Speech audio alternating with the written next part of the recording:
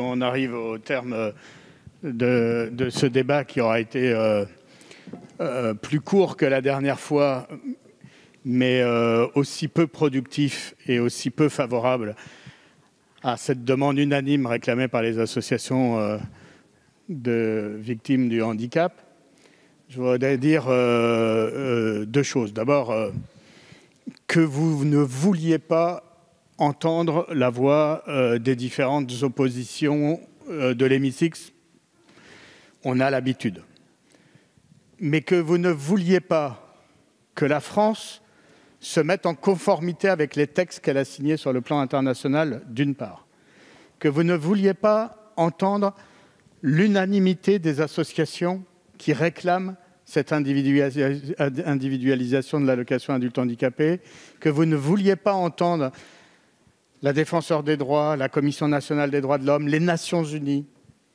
Ça fait beaucoup de refus d'entendre cette anomalie et cette obstination incompréhensible de la part du gouvernement de considérer l'allocation adulte handicapé comme un minima social qu'il n'est pas et qu'il n'a jamais été, jamais, ni dans les codes qui le régissent, ni dans l'intention de ses fondateurs.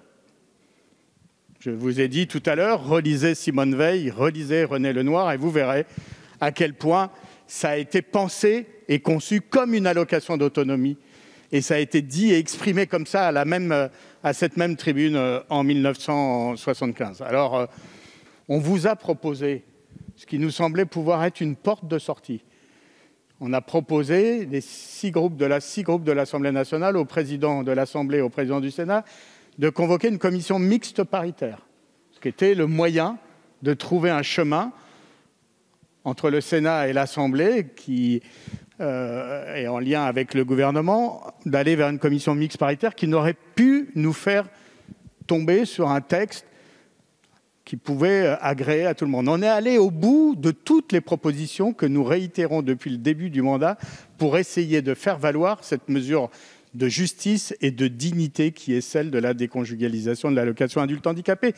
Franchement, cette histoire et votre mauvaise foi et les arguments qui n'ont jamais été les mêmes, les artifices sur le règlement de l'Assemblée nationale pour faire les votes bloqués au mois de juin, enfin tout ce que vous avez essayé pour faire de l'obstruction sur cette proposition ne vous grandit pas et je pense va longtemps de l'obstruction, oui, au mois de juin, c'était de l'obstruction, un vote bloqué, c'est de l'obstruction. Et donc, je pense que pendant longtemps, ça va vous discréditer auprès des associations.